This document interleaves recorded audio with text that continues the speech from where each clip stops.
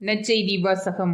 விழிப்பாயிருங்கள், வீட்டுத் தலைவர் எப்போது வருவார் என உங்களுக்கு தெரியாது.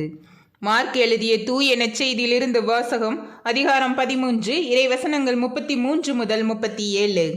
அக்காலத்தில் கவனமாயிருங்கள், விழிப்பாயிருங்கள், ஏனெனில் அந்நேரம் எப்போது வரும் என உங்களுக்கு தெரியாது.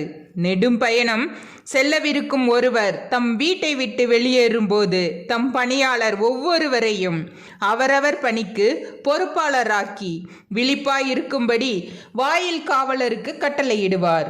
அதுபோலவே நீங்களும் விழிப்பாயிருங்கள். ஏனெனில் வீட்டுத் தலைவர் மாலையிலோ நள்ளிரவிலோ சேவல் கூவும் வேளையிலோ காலையிலோ எப்போது வருவார் என உங்களுக்கு தெரியாது. அவர் திடீரென்று வந்து நீங்கள் தூங்குவதை காணக்கூடாது. நான் உங்களுக்கு சொல்வதை எல்லோருக்குமே சொல்கிறேன், விழிப்பாயிருங்கள். ஆண்டவரின் அருள்வாக்கு. கிறிஸ்துவே உமக்கு புகழ்.